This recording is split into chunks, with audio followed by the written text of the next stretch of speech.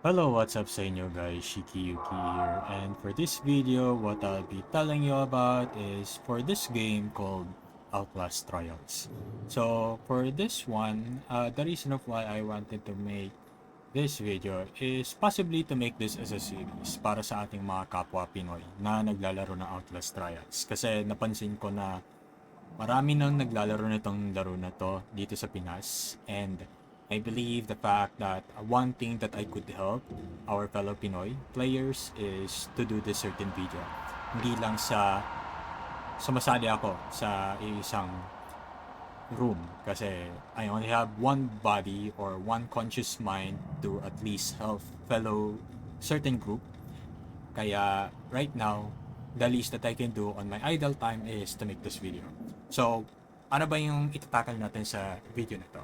So, to tackle, what I could at least explain is one, kung ano yung mga most of the time items that you can see from the video, and then as well as going to this certain therapy which is called Kill the Snitch. So, kung makikita mo dito sa ating core therapies natin, marami, honestly. But, if ever man a beginner ka, I would highly suggest to use the police station as your baseline to learn the game, and then especially doon sa ating therapy na Kill the Snitch. I would suggest to avoid, or not possibly avoid, like do not focus sa mga itong therapies na flashback, experimental, and then other these things. Go to core therapy and then Kill the Snitch muna para at least ma-introduce ka sa laro besides the tutorial one.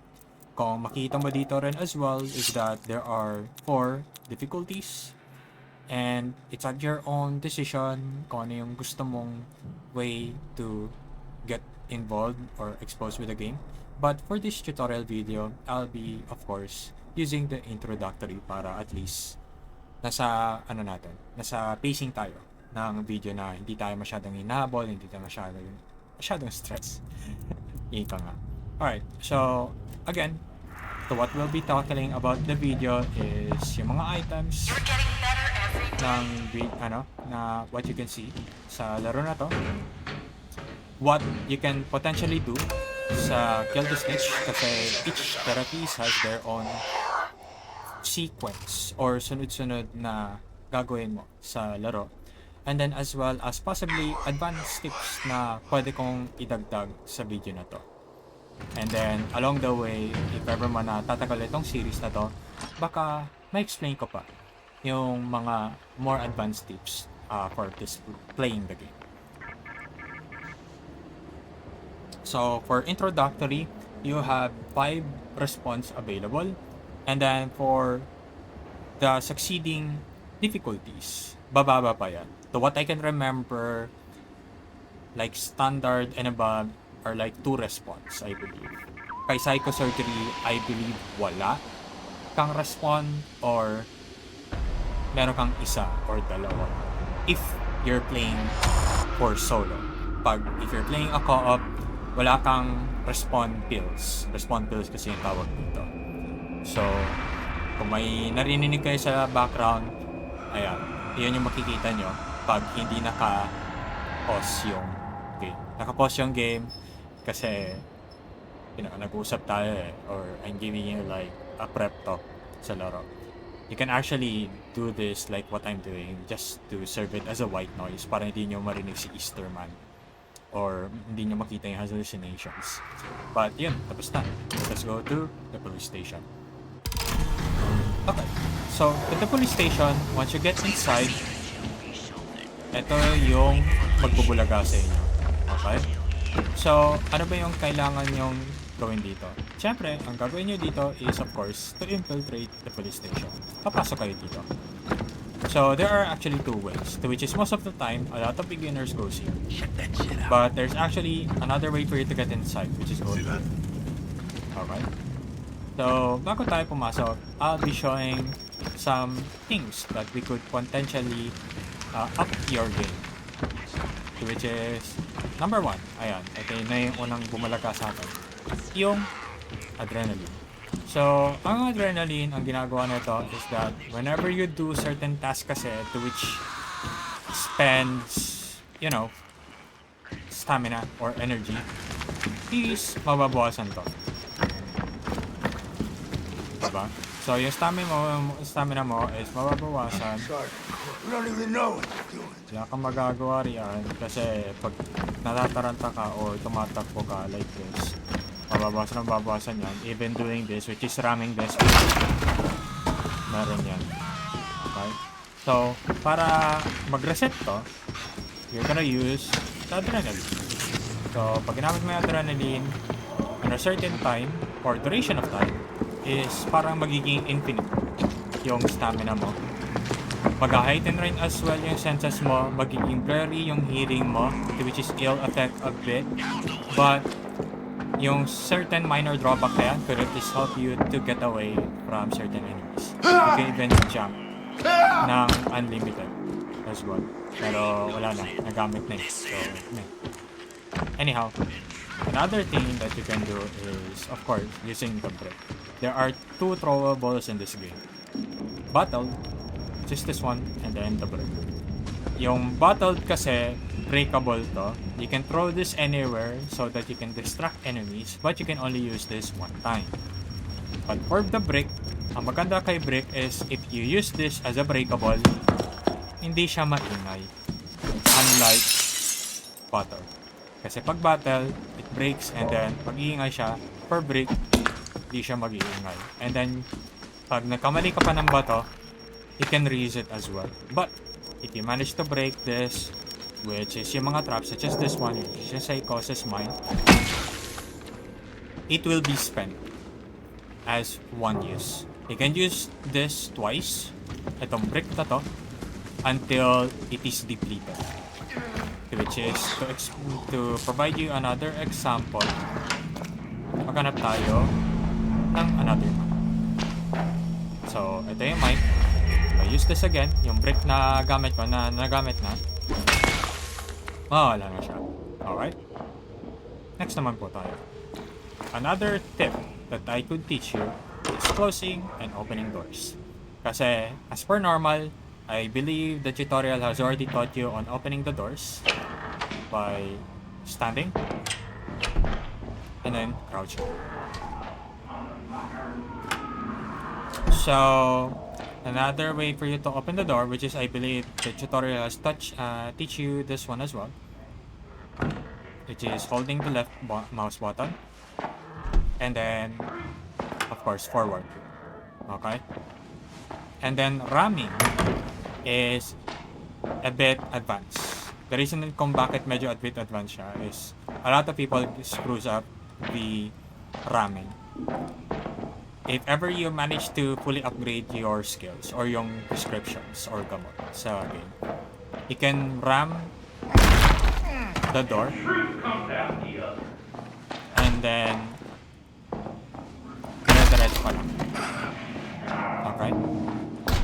So, you can actually ram or like do the closing thing such as it's almost so similar to ramming yung closing na. And close open. And then you can do that as one as well.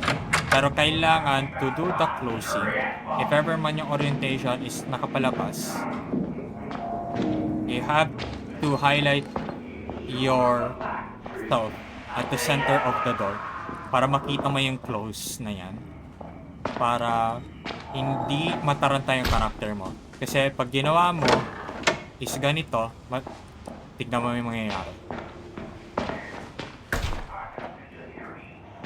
Parang ganun na mangyayari. There's actually also another way na parang mag-i-screw up yung takbo mo na biglang babalik yung character mo pag ganito.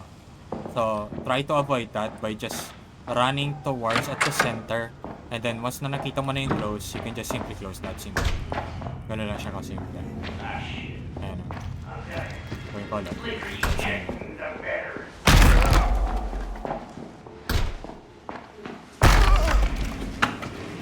Simple as that. And then another thing that you can do is, of course, collecting propaganda posters. Yung nakikita nyo sa ilalim ng search the security, that is your secondary mission. For you to reach A+, number 1 is wala kang masyadong dapat bawas sa laro. Number 2 is that you manage to finish your secondary mission. And then number 3 is that siguro kalmado ka sa laro na to. And then ayan, to teach you another is there are some chests or crates that spouts poison. So I would recommend you to get out or at least back away a little kagaya ng ginawa ko kanina so that it will not spew you out with a spray of poison. Kasi that will at least hallucinate your character in a sense na you don't want that to happen. Okay. So, next is antidote. I will explain antidote once I manage to get myself into psychosis. But for the meantime, proceed na tayo doon sa ating next mission, which is going through the security room. So, after all of that scenario na nangyari sa ating likod, we're gonna be explaining yung lockpick. So, yung lockpick, what it does is of course unlocking chests. So, to unlock certain chests is that you can also unlock doors. That's also one. Meron bang doors dito na pandado? I believe wala. That's unfortunate. But I believe na meron chest dito na lock. Let's show that on the next slide. Eto. So, in this case, eto, lock to. Indicated na you can unlock that. There's also an indication that your lockpick can be used there. So, if your lockpick does that, mayroon timer yan. So, kung may timer yan, do that very fast and then highlight it sa green.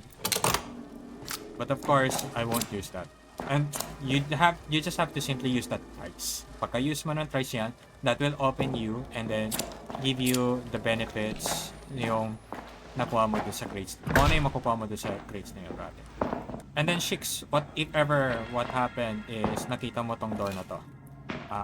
What you can do to avoid getting, trapped or booby trapped is another way is to slowly open the door.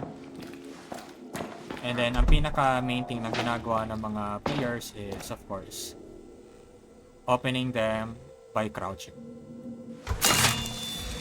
That will not hit you the booby trap sa laro. But, if you do that, that will spend the battery located here instead of just staying there. If ever man na ini-slow open mo siya. Pag ini-slow open mo siya, at least makukuha mo or may scavenge mo yung battery. Yun lang naman. Ito naman po, that is small medicine. What it does, it gives you a 1 bar of the medicine, health sa iyong health page. And then, there's a bigger version of that, which is yung large medicine, that gives you a full increase of your life. Next naman po, is itong respawn pills. Kung makita nyo dito, 5 to.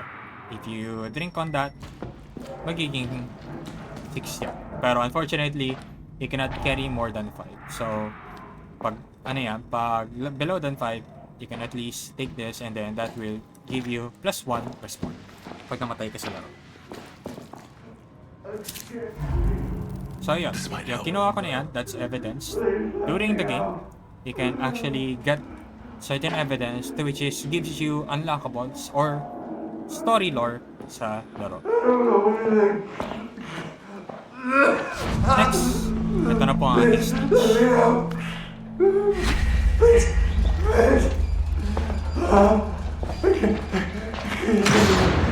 Ayan, sarap. So, blackout. You have to go here. So, dahil yan, nag-blackout, we must reach to the basement para ma-activate natin or ma-restore natin yung energy. So, there's this thing or yung mga traps, yung nice maker na yan. You can actually use your slider para hindi ka madali. Ayun o, matuto na ako ng slide dito. Nabibigyan ko pa kayo ng tutorial para gamitin yung antidote pag nangyari yan. Okay. So, once you go here, ito lift para makapasok. Okay lang pag na-reach mo na yung full ano na yan, rotation na yan, pwede maiwan yan for certain duration. And then, makapasok ka na. Trap agad. Layo ka lang ng konti. And then, pag okay na yung booby trap, pwede mo nang kunin to. Okay. Next naman po daw is to start the generators. Ayan si Coil. Para mahanap ang ating generator, kailangan natin maglipot dito. But before that, agad, meron tayong nakikitang propaganda posters dito. Take that one. Slowly open, just take your time. And there's your fuel. So, once you have gotten the fuel, hanapin mo yung generator. And there's your generator. First thing you need to do, once you have managed to find the fuel, of course, is to fill the generator tank. Pagka-fill mo ng generator tank, kala mo doon na magtatapos yan, you have to do the tinker box as well. Dalawang beses mo gagawin to. The way of how the tinker box works is, ilolocate mo yung green lights na mag-green mo sa lalaro. Napansin mo na biglang nag-flip to na red. Kasi, sige, wait lang. Kasi pwede.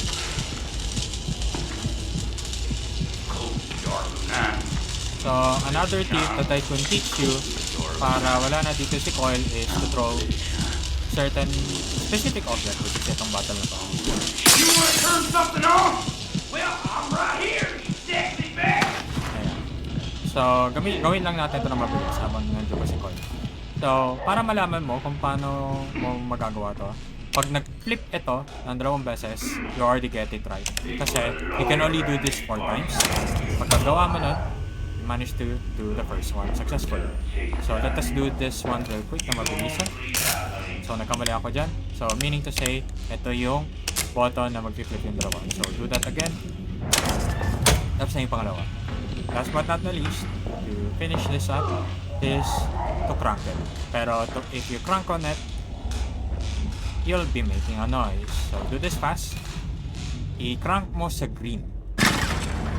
Green. Sa green. Kasi pag hindi mo sa green ginawa yun, matagal yun. With that, we already finished that. Ako.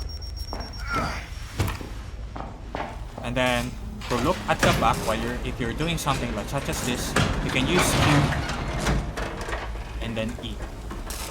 Okay? Para kahit pa paano alam niyo yung nangyayari sa likod mo. Kasi mahirap na hindi niyo alam na nangyayari sa likod niyo dito. Diba?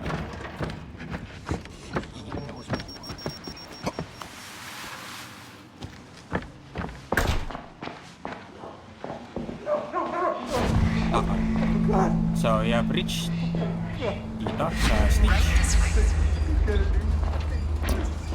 While you're pushing the Snitch, you can actually run. Pero with the extent of your stamina, para mapabilis lang yung proseso. Pero the problem with this one is that if you do this, mas iingay ka.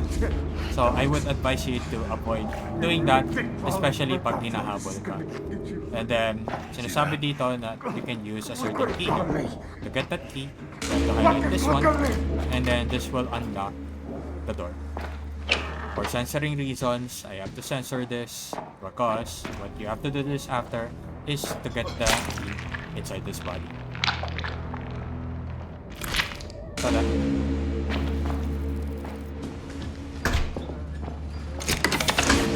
Ayan, so dahil nagawa na natin ito, proceed na natin to proceed with the kill and with the Snitch. So, gagawin natin pa to ng 3 beses as for this mission.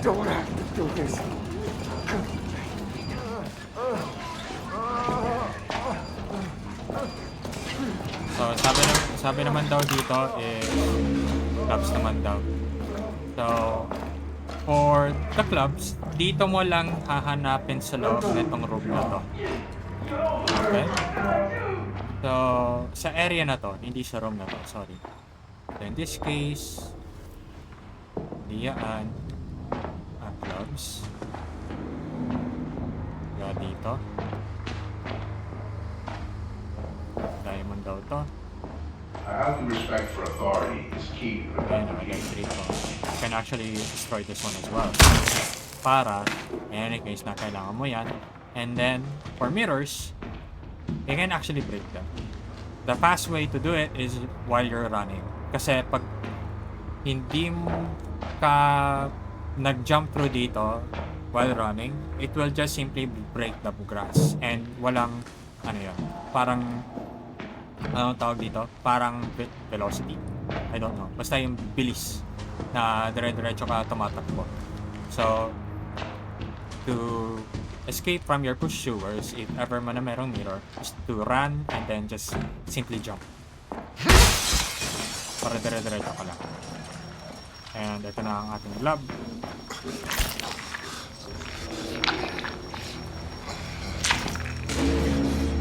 And then to give you a quick tutorial of not triggering this trap is to slowly open the door. Okay. And then once you slowly open the door, it doesn't trigger the trap, so you disarm this so that you can get a free ball.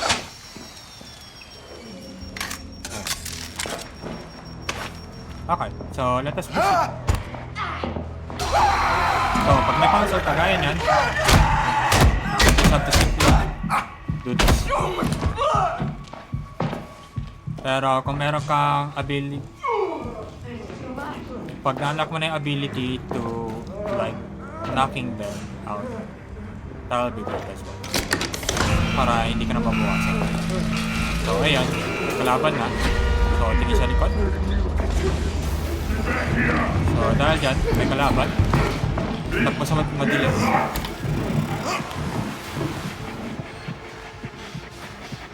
So at least, dahil dyan, wala na yung line of sight sa akin. By doing that, nag-ingay ako.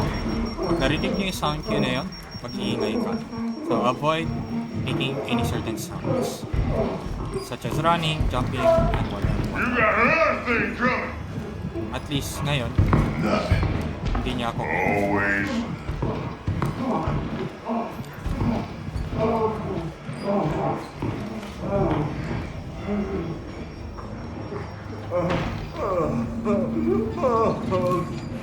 wala na siya ngayon ng konti. Kailangan natin tuloy. And then, let's now first spade. Kailangan natin pumasok dito. Round daw to. Fire daw to.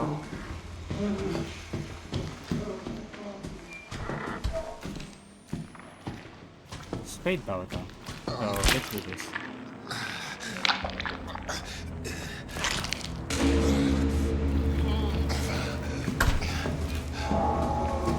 So, once you find your third, sorry. Yeah, third tutorial. This is the second, technically. Second tutorial lang for 1 So, this is the third one. Isa lang natin siya gagawin. And then dahil dyan, narinig yung elevator. May kalaban doon. Ibig sabihin na. So, dahil may kalaban dyan, ay daw sabi. So, let's go for the eye. Laban. So, keep calm. Pag nangyari sa'yo yun, just keep calm. That is a start. That is a eye. Okay.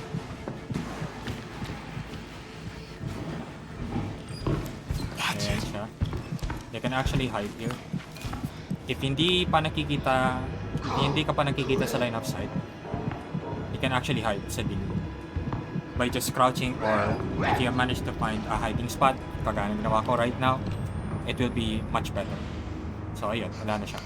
And with that, guys, this is our last poster. which completed our secondary mission. So, ito na ang eye. Let's go and do that.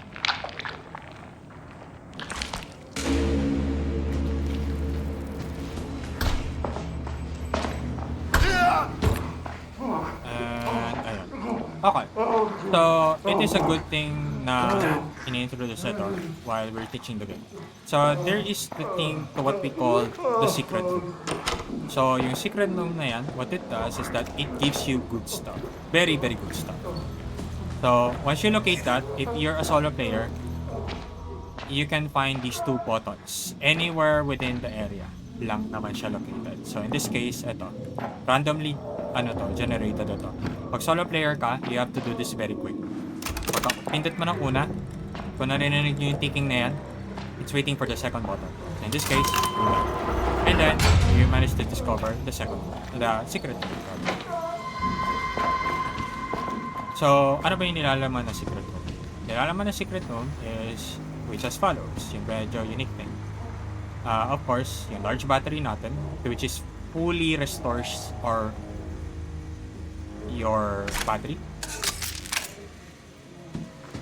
charger, or sorry, battery booster, to which is etong na to, nakita mo sa taas, that will fully upgrade your battery to which runs longer, na hindi siya ma-deplete na mabilisan. Next is Master's Key. Master's Key is an upgraded version of the lockpick, which is it prioritizes or ignores the lockpicking minigame sa laro. And then next naman po is of course respawn pill, meron dito. Health booster. Yung health booster, what it does is it restores your health and then as well as give you maximum HP plus 1. So kung makita mo 4 to, and then pag ininom ko to, plus 1 ako. Ayun ako, nakita niya. And then last but not the least is of course stamina booster. Stamina booster is the same version of adrenaline, but besides letting you reset the stamina gauge, it also gives you another slot of your stamina gauge. Para siyang dalawa, which is I'll show you in a bit later. You're not gonna do this. Over here!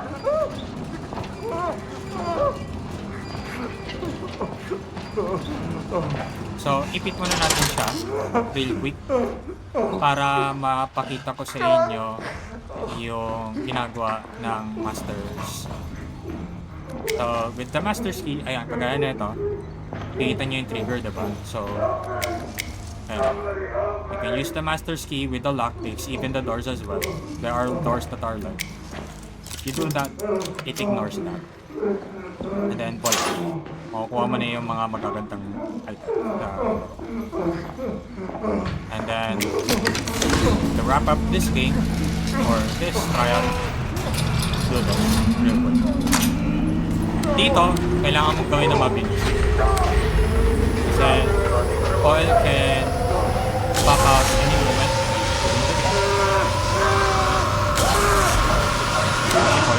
So what you must do is ikot lang. So alam mo na tong environment na to. So alam mo na yung environment. Gawin mo lang yan. Ikot lang. Then do it agad.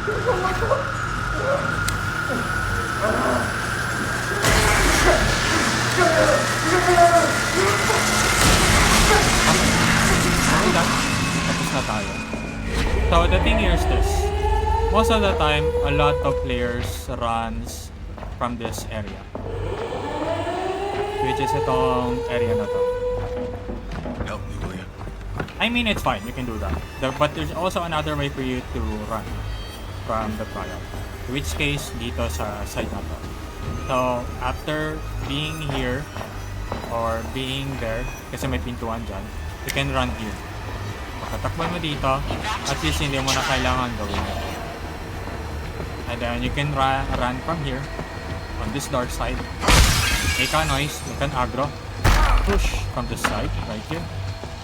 And then, ayun siya. In any case na nandito si Coil, this is what you can do. Ito, papakita ko sa inyo. Stamina booster. So, stamina booster this thing. Ayun o. Kita nyo yung kulay yellow na nandun sa ilalim ng white gauge. Yung additional stamina. That will really help you sa laro. So, ayun. Wala na si Coil.